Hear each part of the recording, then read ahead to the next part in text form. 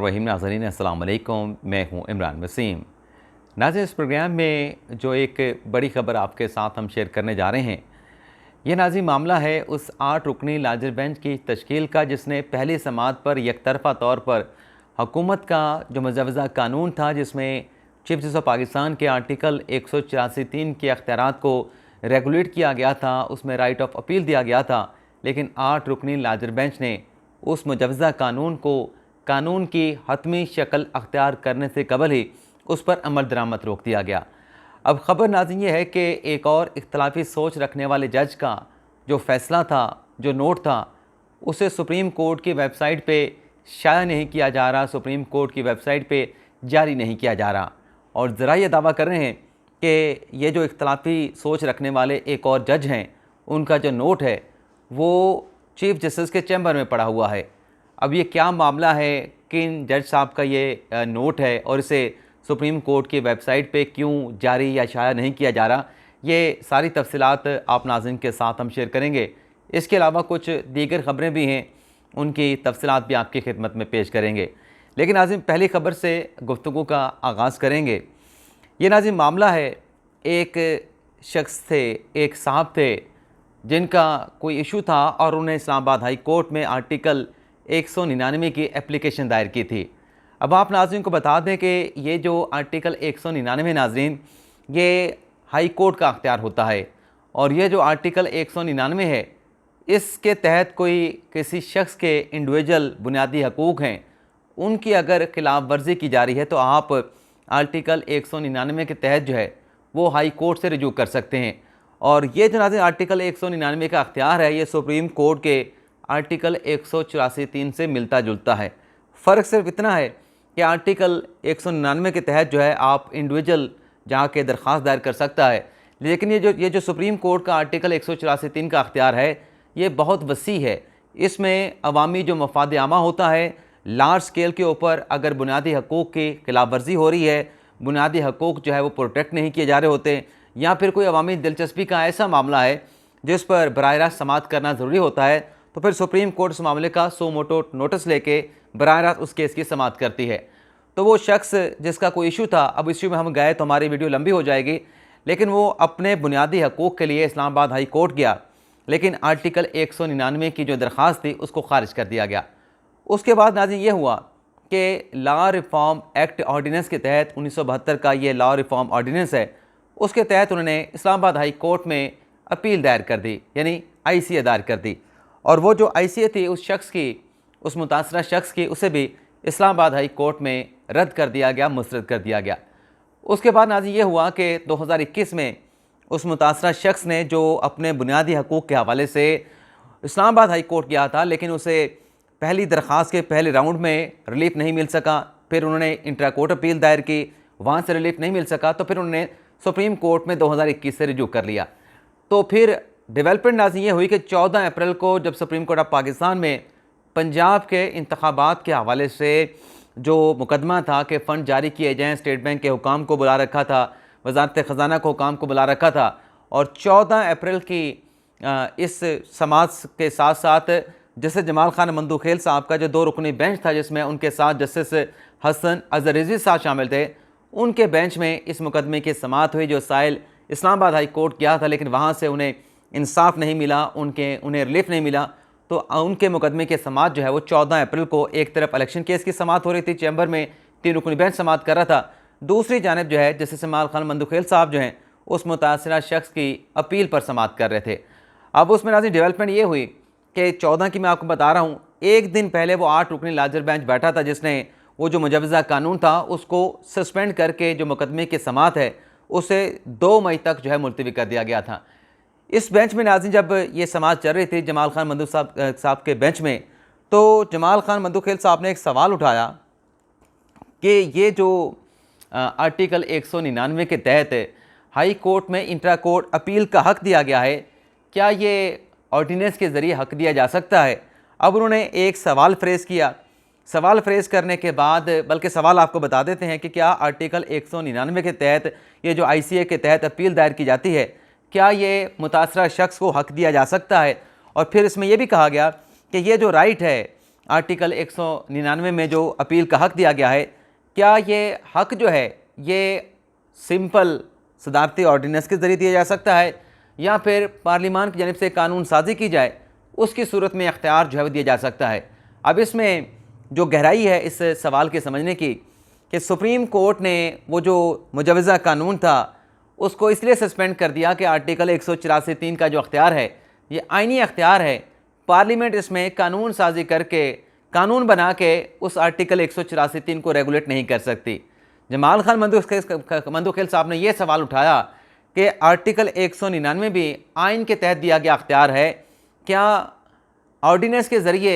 अगर आर्टिकल 184 में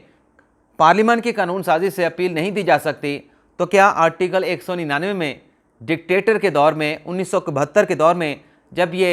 law reform act बना था, ऑर्डिनेंस बना था, तो क्या फिर ऑर्डिनेंस के ज़रिए ये आर्टिकल 199 में अपील का हक़ दिया जा सकता है? तो जब उन्होंने ये सवाल उठाया और सवाल उठाने के बाद उन्होंने अपना ऑर्डर डिक्टेट किया और इसमें उनकी जानिब से अटॉर्नी जनरल को नोटिस किया गया, क्योंकि ये कानून जो है इस्लामाबाद में इन्फोर्स है, पंजाब में इन्फोर्स है, तो एडवोकेट जनरल इस्लामाबाद को नोटिस किया गया, एडवोकेट जनरल पंजाब को नोटिस किया गया, प्रोसिक्यूटर को नोटिस जारी किया गया। और जब ये नोटिस जारी कर दिए गए तो उसके बाद जो जस्टिस हसन नज़र रिजवी साहब थे, जो एक दिन पहले वो मुजवज़ा कानून को सस्पेंड कर चुके थे, उस पर अमल दरामद करने का जो हुक्मनामा था उस पर दस्तखत कर चुके थे, उन्होंने इस हुक्मनामे के साथ जो है वो एग्री नहीं किया। जमाल खान मंदोखेल साहब ने यह किया था कि ये उसी नौयत का सवाल है जो 8 रुकनी लार्जर बैंक के सामने ऑलरेडी मौजूद है कि क्या पार्लियामेंट सिंपल कानून साजी करके आर्टिकल 184(3) के अख्तियार को रेगुलेट कर सकती है।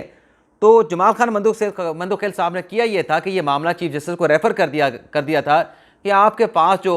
हुकूमत के मुजवज़ा कानून के हवाले से दरख्वास्तें ज़ेर समात हैं, आप इस केस को भी उसी केस के साथ क्लब करके सुन लें कि अगर उसमें पार्लियामान के कानून साजी के ज़रिए अगर अपील का हक़ नहीं दिया जा सकता तो फिर हाई कोर्ट को आर्टिकल 199 के तहत जो है, जो साइलिन हैं, जो मुतासरीन हैं, उन्हें फिर एक डिक्टेटर के बनाए हुए ऑर्डिनेंस से अपील का हक़ कैसे दिया जा सकता है।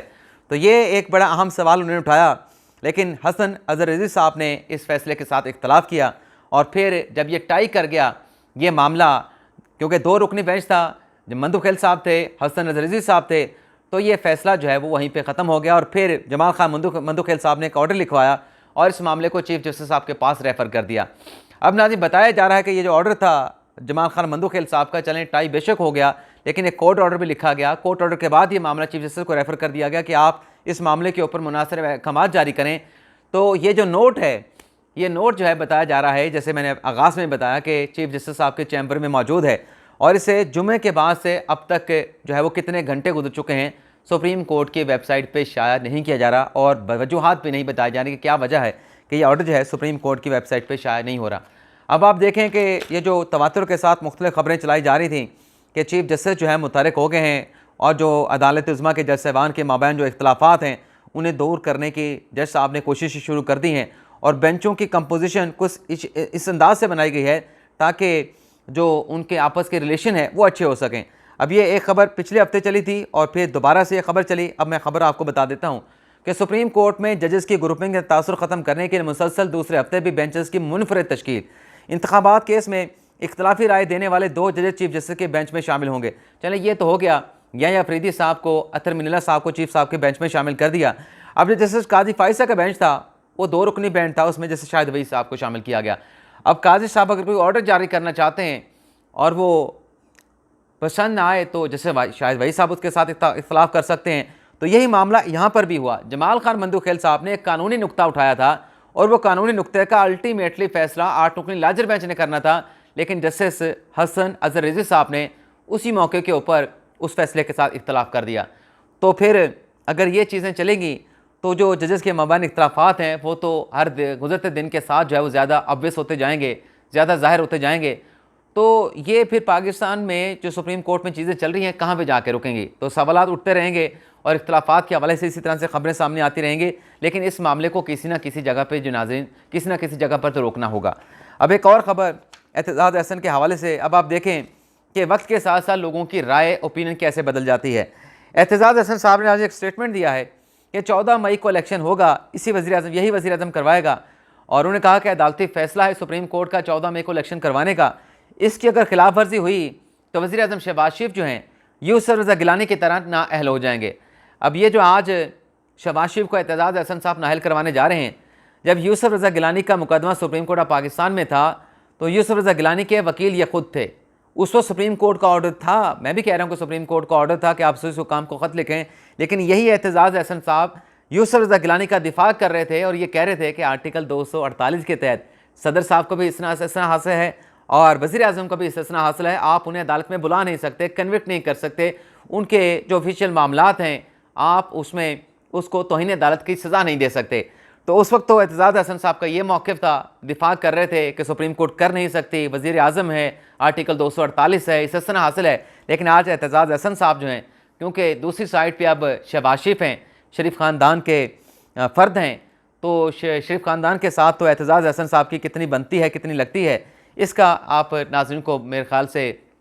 रिसेंट पास में जो एतजाज़ एहसन साहब ने स्टेटमेंट दी हैं शरीफ ख़ानदान के हवाले से, नवाज शरीफ के हवाले से, शहबाज शरीफ के हवाले से, इसका आप बखूबी अंदाज़ा कर सकते हैं। इसके अलावा नाज़रीन एक और बड़ी गिरफ्तारी हुई है। अली ज़ैदी साहब पाकिस्तान तहरीक इंसाफ के रहनुमा, उन्हें आज कराची में गिरफ़्तार कर लिया गया है और उनके खिलाफ इब्राहिम हैदरी में मुकदमा दर्ज किया गया है। फ्रॉड और धमकी देने का यह मुकदमा है और जो मुद्दई मुकदमा है उसका नाज़रीन इल्ज़ाम यह है अली ज़ैदी साहब पे कि उन्होंने 2013 में उनसे 18 करोड़ रुपए लिए थे और उनको 16 करोड़ और कोई 75 लाख रुपए का एक फ़ाइल की प्लॉट की फ़ाइल दी थी और 1 करोड़ 25 लाख रुपए जो है वो कुछ अरसे के बाद वापस करने का उन्होंने वादा किया था, लेकिन उन्होंने वो पैसे वापस नहीं किए। जब पैसों का तकाजा किया तो टाल मटोल से अली ज़ैदी साहब जो है वो टाल मटोल करते रहे और फिर उन्होंने कहा ये मुद्दई मुकदमा है, उनका ये कहना है कि ये जो उन्होंने प्लॉट की फ़ाइल अली ज़ैदी से हासिल की थी वो भी बाद जाली निकली। तो इस केस में एतजाज़ एहसन साहब को जो है वो गिरफ़्तार किया गया है और इमरान खान साहब जो हैं इस गिरफ़्तारी की मज़म्मत कर रहे थे और इमरान खान साहब ने कहा कि ये जो अली ज़ैदी को गिरफ़्तार किया गया है अली मिन गन्नापुर के बाद, ये लंदन प्लान का हिस्सा है, तो हमें ये हमारी पार्टी को हमें कुचलना चाहते हैं। और साथ में खान साहब ने कहा कि अब तक हमारे 3000 कारकुनान को पकड़ लिया गया है। ये जब खान साहब ने ट्वीट में लिखा कि 3000 हमारे कारकुनान को पकड़ लिया गया है, तो मैंने आज एक ऐसी पोस्ट देखी जो जुलाई 2018 की थी, जिसमें एक इंटरनेशनल एजेंसी राइटर की जानिब से ख़बर दी गई कि जो आउटगोइंग रूलिंग पॉलिटिकल पार्टी थी उस वक्त की, मतलब मुस्तफ़ा नवाज़ थी, जब जुलाई में इलेक्शन हो रहे थे, उनके 17,000 कारकुनान के ख़िलाफ़ मुकदमे दर्ज किए गए थे। ये जो खान साहब आज कह रहे हैं कि 3000 हमारे कारकुनान को पकड़ा गया है, उनके खिलाफ मुकदमात का इंदराज हुआ है, तो राइटर 2018 में जुलाई में लिख चुका है कि जब इमरान खान साहब को लाना था, नून लीग को इक़्तिदार से निकालना था, तो 17,000 मुस्तफ़ा नवाज़ के जो कारकुनान थे उनको टारगेट किया गया था। इसके साथ साथ नाज़रीन एक और डेवलपमेंट हुई है और वो नाज़रीन ये है कि सिराजुल हक साहब जो है मुतहर्रिक हुए हैं कि हुकूमत के और PTI के दरमियान जो है वो मुज़ाकरात का सिलसिला शुरू हो सके। इस सिलसिले में उन्होंने एक मुलाकात वज़ीर आज़म शहबाज शरीफ के साथ की है और दूसरी मुलाकात उन्होंने साबिक़ वज़ीर आज़म इमरान खान के साथ की है। अब देखते हैं कि ये जो सिलसिला एक ज़िम्मेदारी सिराजुल हक साहब ने ली है, इसमें वो किस हद तक कामयाब होते हैं। लेकिन ज़राए से ख़बरें सामने आ रही हैं कि तहरीक इंसाफ ने हुकूमत के साथ मुज़ाकरात की टेबल पर बैठने पर जो है वो रज़ामंदी का इज़हार कर दिया, लेकिन अभी तक PTI की जानिब से इस खबर की कोई तस्दीक जो है वो नहीं की गई। आपसे इजाज़त चाहते हैं। अल्लाह ताला हम सब का हामी नासिर हो, अपनी ढेर सारी दुआओं में याद रखिएगा। अल्लाह हाफ़िज़। इसके साथ नाज़रीन एक क्लैरिफिकेशन कह लें, एक एक्सप्लेनेशन कह लें। इससे पिछले वीलॉग में जो हमने आपके साथ एक ख़बर शेयर की कि साबिक़ अटॉर्नी जनरल सलमान असलम भट्ट, जो कि शरीफ बरादरान के बड़े करीबी समझे जाते हैं, नवाज शरीफ जब वज़ीर आज़म थे उनके दौर में वो अटॉर्नी जनरल हुआ करते थे। जब पनामा का स्कैंडल आया तो सलमान असलम भट्ट साहब जो हैं उनके वकील के तौर पे सुप्रीम कोर्ट के 5 रुकनी बेंच के सामने पेश हुए थे। तो वो जो ख़बर हमने आपके साथ शेयर की, उसके बाद मैंने एक ट्वीट भी ट्विटर के ऊपर किया, तो सलमान असलम भट्ट साहब का टेलीफोन आया और उन्होंने कुछ क्लैरिफिकेशन दी है। तो साफ़ी होने के नाते उनकी जो वजाहत है, जो उनका मौक़िफ़ है, वो भी शेयर करना ज़रूरी है। सलमान असलम भट्ट साहब ने आज ये कहा कि मैंने आपको ये नहीं बताया था, बल्कि पहले तो उन्होंने मुलाकात का एतराफ़ कर लिया। फिर उन्होंने कहा कि जो मेरी आपके साथ टेलीफोनिक गुफ्तगू हुई उसमें मैंने आपसे नहीं कहा था कि मुझे चीफ़ जस्टिस ने 2 मरतबा पैगाम भेजा कि मेरे साथ आके मुलाकात करो। और फिर उन्होंने कहा कि मैं अलील था और जज साहब की तरफ से मेरा पूछा गया, मेरी इयादत की गई, तो फिर मैं ख़ुद से आज जो है वो चीफ़ साहब के मुलाकात करने के लिए आया था, तो मेरा कोई सियासी एजेंडा नहीं था। इस टेलीफोन कॉल के बाद, यानी ये जो कॉल सलमान असलम भट्ट साहब ने की, इससे पहले मैंने उनको ख़ुद टेलीफोन कॉल की थी। जब मैंने उनसे पूछा कि ये जो आपकी मुलाकात हुई है, इस मुलाकात का कोई अच्छा नतीजा निकलने का कोई इम्कान है। तो उन्होंने इस उम्मीद का इजहार किया था कि सैनिटी जो है वो प्रिवेल करेगी और अच्छा नतीजा ज़रूर निकलेगा। और फिर उन्होंने ये भी कहा था कि मुझे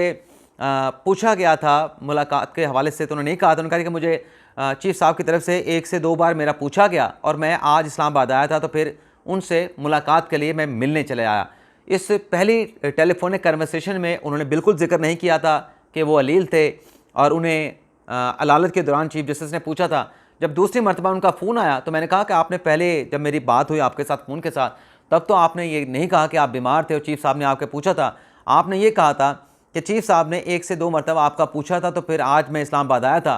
तो मैं उनसे मुलाकात करने के लिए चला गया। तो बहरहाल मैंने उनसे कहा कि आपकी जो क्लैरिफिकेशन है, साफ़ी होने के नाते मैं अगले व्लॉग में और अपनी ट्वीट में ये आपकी क्लैरिफिकेशन भी मैं शाया कर दूँगा। तो ट्विटर पर तो मैंने उनका ट्वीट कर दिया था, लेकिन इस व्लॉग में उनकी क्लैरिफिकेशन भी मैं शामिल कर रहा हूँ। इजाज़त चाहते हैं। अल्लाह ताला हम सब का हामी नासिर हो। अपनी दुआ में याद रखिएगा। अल्लाह हाफ़िज़।